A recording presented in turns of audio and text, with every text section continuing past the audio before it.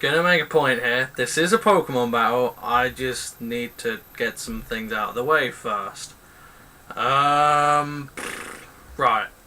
Hopefully, by this point in time, I would be severely disappointed if I uploaded this before, like, battles 60 to 80.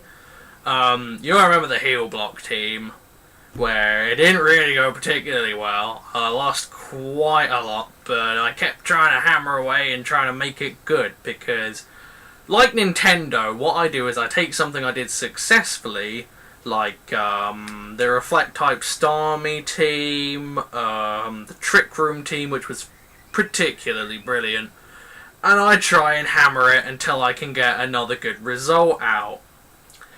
Now, with creativity, there is one good point and one bad point. One good point is when you make a creative team and it works and it's brilliant and you're like, yeah, I won some battles against someone I don't know, a game made for 3-year-olds, you feel at least slightly accomplished, because it's like, okay, the time you invested was worth it. However, the other problem is that at about 60% of the time, unless you're really, really, really good at making a team, and I don't mean taking crap off Smogon, because that's cheating.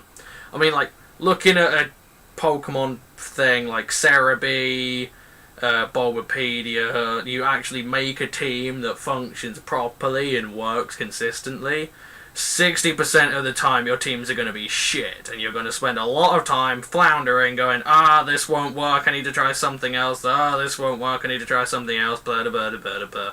The point is, last time I did that was in the Heal Block thing, where I think a good 15 battles with me just going, well, this hasn't worked, or this hasn't worked, or this guy kicks my ass, oh, look at me, I'm going to try and change my team now, oh, it still hasn't worked. Admittedly, it did make a great baton pass team. I did spawn Ariados as an amazing baton passer, and Licky, Marowak, and I don't know if you'll have seen it by this point, but Leavanny and Ladian as baton passers. So it had a use, it took a very long time, and I don't feel the quality was particularly good enough. It was just me sulking along going, oh, fuck this up. So what I figured I would do, since I'm sort of wading through the limbo that is the swamp of bad originality, I'd sieve through all of my old teams, and I have a lot of them, and I'd try and, get 5 battles for each one, and since there are a lot of teams, that would last me for friggin' ages, and then I have a huge amount of time to try and make a new team that's really good, and you get to see all my old teams, and it'll be fun. I figured, hopefully. That's my plan. In reality, it means that I have to do less work, and that you get to see some golden oldies. Like, the first team I'm using is the Reflect-type Starmie team, because it was probably the first team I ever made that had decent success. And then I'm just going to go through. I know I have a lot of teams that you guys haven't seen yet, and I know I have a lot of teams that I humped to within an inch of its life. The camera still refuses to work. I said for my birthday I would replace this camera, and I just never did. Oh well.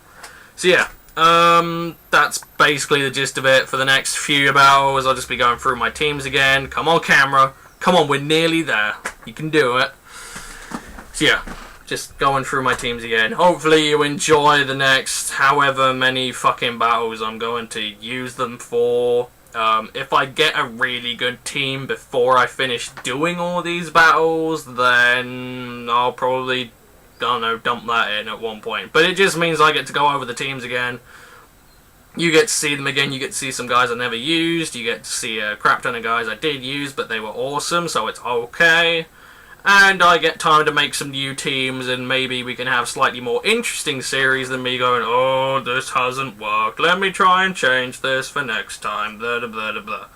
So hopefully I won't sulk as much, everyone gets to laugh at my anger, and everyone has a good time. Can't see anything wrong with that.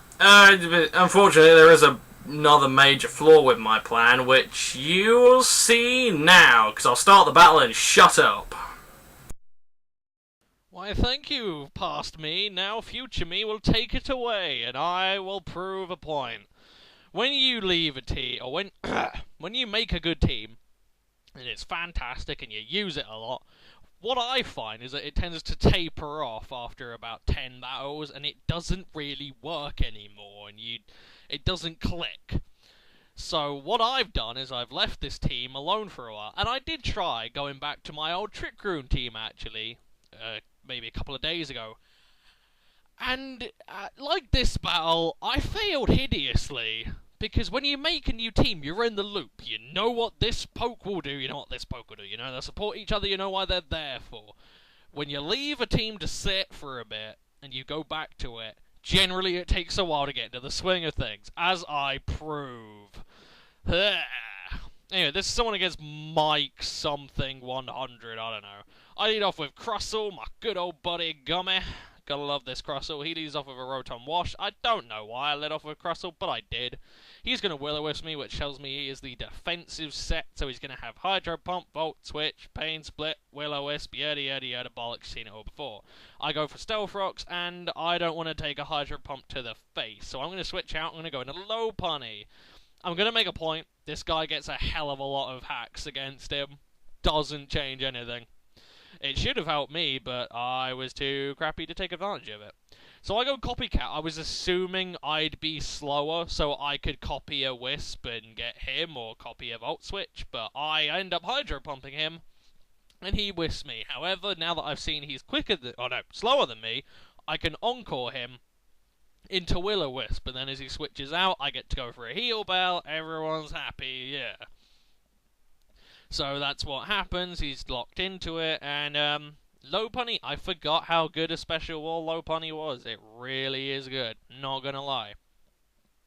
I mean, it has so much utility, and Copycat means you can, you know, nab a Draco and one-shot some things, which is always good. Now, he's gonna go into Heatran, and I go Heal Bell. Now, originality is interesting because it means that you get the jump on quite a lot of people who would expect the same old shit again and again. I've become the person who expects the same old shit and again. So I didn't think the Heatran would have sub because I saw Lefty, so I was thinking, oh, Lava Plume, Protect, Toxic, or Raw, blah blah blah blah. He goes sub. Turns out he's a sub-free attacking Heatran. Now, when I saw the sub and when I see the Flamethrower, I think Hidden Power Ice, because Flamethrower and Earth Power have quite nice coverage, but it's kind of lost on the old dragons of the world, so I figured he would have Hidden Power Ice. However, I figure after sacking, Crustle here, I could just go into Gira and sit there. However, my Gira is not my lovely other Giras. It's one of the first experimental Giras I use, so it's 2 special attacks, 1 physical attack. And it has nice coverage, but as I find here, it doesn't really have the power to pull it off. And like Rhyperior of old, it was a prediction game. So he's going to switch out into Rotom Wash, just completely sacking the sub, which seemed like a very silly move to me. He had leeway to do whatever he wanted there, and scout as well. But he makes the ballsy play, goes into Rotom, dodges the EQ, and now I can't stay here. I do have the Wakan Berry, though. I do remember that about my lovely Gira. But I am going to go into Lopunny because I figure I can tank the hit. I'm not particularly worried. And I do. I take that incredibly well. Lopunny is seriously underestimated as a special wall. I might try using it again. But he's going to go into Shame him. And I see that it's quicker than me. And it has lefties, because, you know, when you see lefties go first, it means they're quicker than you. But I assume that would mean that it was an offensive set. I didn't. As it turns out, he's Elite Seed Toxic one. Now, this severely impacted on me because I figured, okay, if it's got lefties and it's quicker than me, it's going to be an offensive one, so it'll carry like Seed Flare and bullshit. But he goes for Elite Seeds there and he misses, and believe me, he misses a fuck ton, which was pretty unfair. But it obviously didn't affect him as much as it affected me.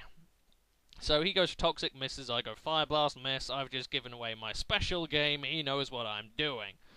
I could have tried to predict to switch into Heatran, and I believe I sort of do, but I predict severely wrong, because my main plan was, I'll go into Starmie since it's a defensive one, And I figured, well, I don't know. I figured I just didn't think about the fact that it was quicker than Lopunny and my Starmie has no speed, but he outspeeds me and goes for a Seed Flare, and he one-shots my Starmie. Now, my main plan was to Reflect type, and then I can I'm not affected by Leech Seed. I can absorb the Seed Flare reasonably well. I can switch out on Toxic, but I figured, well, he outsped me. He one-shotted me. He's got to be, max speed with no offense or something weird like that. So I go into Salamence, and I figure he's going to switch out because of Fire Blast. Because a lot of DD Menses have Fire Blast. He goes into Heatran, I DD, I'm thinking I'm good to go. However, I spec my Ments out to one-shot Dragons with Dragon Rush after a DD. Heatran did not come into it, and all I have to hit it with is Stone Edge. I go for Stone Edge, I don't kill. As I figured out earlier, I am actually right, and he does have Hidden Power Ice and one-shots my Ments. And that's my game over. Yeah, that's pretty much it. My Ments was my last shot. Dragon Rush would wreck everything. The Rotom, easily kill that. It probably would have killed the Shaman. I had a layer of Stealth Rocks and Spikes up. I had leeway to fuck around. I just didn't pull it off well enough, really. I mean, I should have just gone for a Stone Edge or a Dragon Rush if I was afraid of the Heatran. But, oh well. Again, this is the point I'm getting at. Because I've left all of my shit alone for a while, I'm not really in the loop of it. I was never particularly good to start with, so it's going to be an interesting curve to go up, but hopefully by the 5th battle I'll at least be decently competent with the team.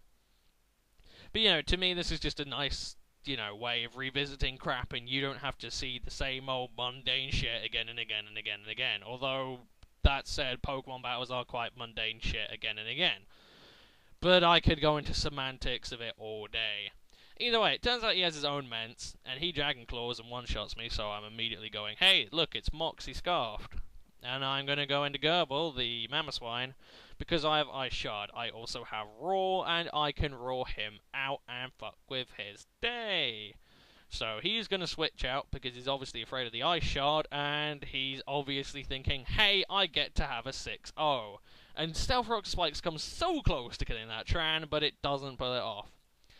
In comes a Shaman, and I could Ice Shard, but I know it won't kill. Mamoswine is powerful, but Ice Shard is still a piss-weak move, unfortunately. So I'm going to switch out and go into Gyarados, who is the only thing I have to tank the hit, really, because I do have Rest. He's going to miss one, and then next turn he's going to get a crit.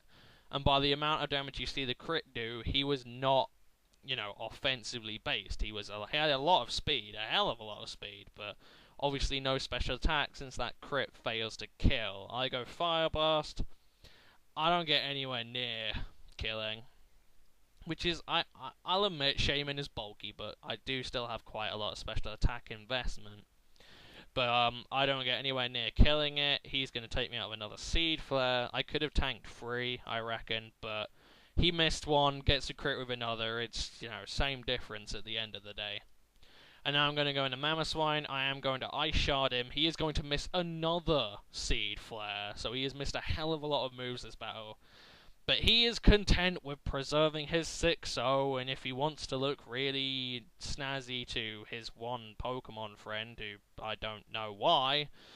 I mean, who honestly cares about their win-loss ratio, really? Oh well. So he's going to go into a Scizor, who can obviously deal with me better. I might have tried to predict that, but I didn't think he would want to go for the 6, so I figured he'd just want to win, because it's against one Mamoswine. But whatever, he wanted to win, So he's going to Bullet Punch me, I'm going to Earthquake. I don't get close enough either, because he's a bulky Scizor with lefties, and I'm assuming things like SD and Roost, And I go Ice Shard, I try and kill him, I don't get close enough. So it wasn't too bad. Heatran nearly died, Shaman nearly died due to a hell of a lot of hacks, and Scizor nearly died. But there you go, that's the drawback. I need to get into the swing of things. Anyway, I hope you've enjoyed this overlong battle, and I will see you guys next time. Peace.